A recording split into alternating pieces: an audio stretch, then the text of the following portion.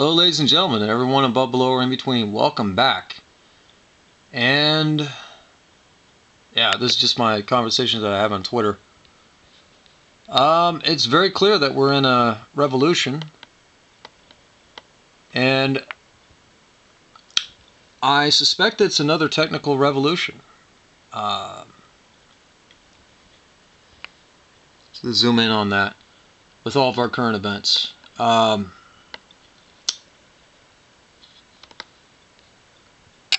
Yeah, never forget the three types of people. Never forget the three types of people in your life: those who helped you in difficult times, those who left you in difficult times, and those who put you in difficult times. Sage old advice, but of course. And yeah, apparently tragedy strikes.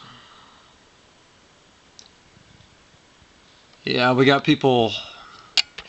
Yeah, and here's Miss Lafferty right here. Apparently we got people that want to try and take away our Second Amendment rights and even our journalistic rights to be well informed.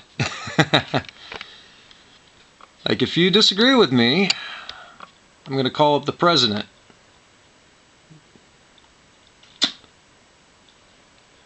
And what's the president going to do? Take away our First Amendment? Ms. Lafferty, my heart goes out to you. And I very much hope that you find yourself in better company. Because right now, I'm seeing you hanging around with a bunch of journalists, and I'm seeing you hanging around with Hillary Clinton and the DNC. I think they're using you and playing you, Ms. Lafferty. And that's all I got to say on that. Moving right along to the next one. Yeah, with these 3D tech that we got, that's Cody Wilson, Come and Take It, by Reason TV. Yeah, there you go. Go ahead and check that out. Hell yeah, I'm just looking at these machines right here, the milling machine and the 3D printer machine. Oh yeah. Couldn't talk about this previously because in the event of emergency, everybody needs to be armed, right? But I'm looking at totally different things, like this gentleman right here. If you check out this program right here by Mr. Martin Brodell, he talks about back in the 70s they had a car that was capable of 70 miles to the gallon.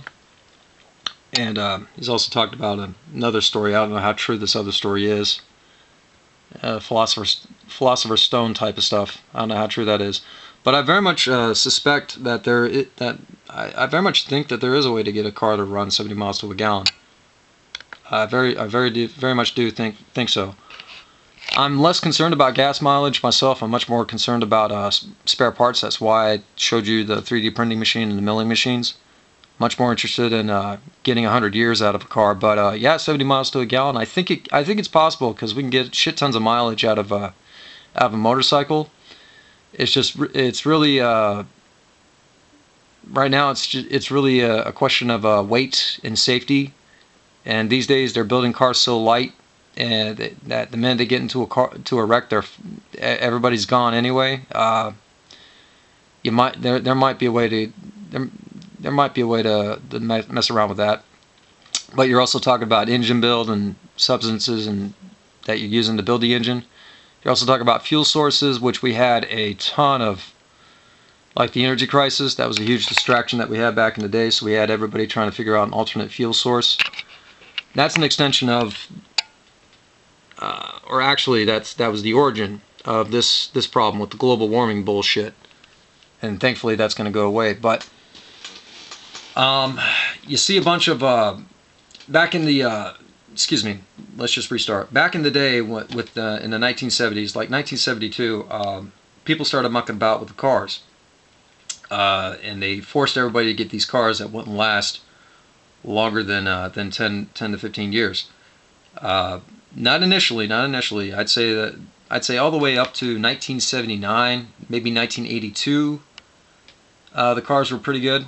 You could probably get a decent amount of life out of them. But take, for example, the California smogging laws, which is all about ozone, global warming. Again, global warming. You can definitely tell that they were test driving an idea to force people to constantly buy new cars. This happened since 1972, so by today's standards, that's around about 40 years. 40 years of cars that you couldn't pass on to your kids, or you can't give them away at all because they wouldn't pass smog. Okay? Whereas back in the day, my grandpa, I'm getting close to 40 myself these days, so my grandpa, he had a car that could last him freaking 100 years. All you had to do was maintain it. And, you know, he decided, I'll update every maybe 20 years because that was just his indulgence. You know, and he liked working on new machines. And then after a while, he was like, after 3 cars, he's like, nah, screw it. I'll just rebuild cars. That's what he did. He actually rebuilt quite a number of things. He also built himself a few planes. You got to understand, back in the day, folks had like 5 or 6 different skills compared to today, where people barely have one skill set. It's freaking crazy. But the energy crisis was all bullshit, and it was, you know, once the word got out about that, they went on about the whatchamacallit, the alternate fuel sources, the global warming nonsense. Oh, the planet's dying and we're the cause of it. We got to figure out a way to... And people have figured out ways around that. So right now we're in the middle of a new technological information where it's no holds barred. Or we will get our lives back. And when I mention the car, straight up folks, do you want to be spending $15,000 to $20,000 every 10 years? Do you really want to? Because I don't. To me, that's a waste of fucking money. I could buy 2 houses. Or maybe not. Probably, yeah, I could probably buy a house with that kind of money. And I'd rather be buying a house. Do you understand what I mean by that, folks? Yeah. So with the new tech that we got here, we can actually fabricate machines or fabricate parts for the machines that folks don't want us having. And we can keep things going for X amount of years. It'll be glorious. It'll be great. Particularly with the internet, let me put it this way. Y2K, they thought that was the information age. No, it's not. Today is the information age.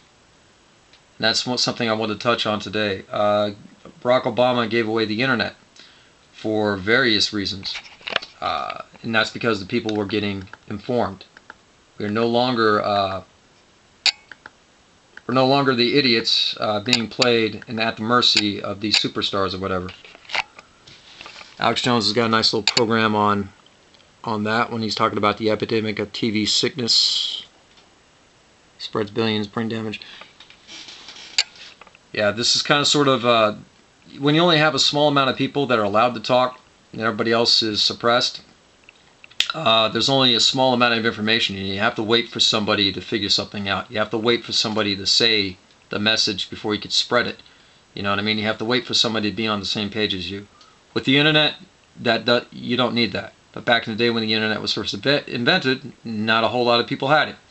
Up come 2004 or 5, they forced everybody to apply for jobs online, and that's when everything changed. That's when everything changed. The first couple, and even then, it took till 2008 or 9, I think it was, before the internet started really getting smooth and good. But by then, they tried to turn it to like a leftist liberal, regressive leftist hug box, and it just wasn't working out, folks. And eventually, the people did fight back. So we are in a new revolution or era, new age of man, so to speak. And I'd have to say today is the information age. Today is the day where everybody gets to have their voice heard. Because why give the internet away to the UN? Why?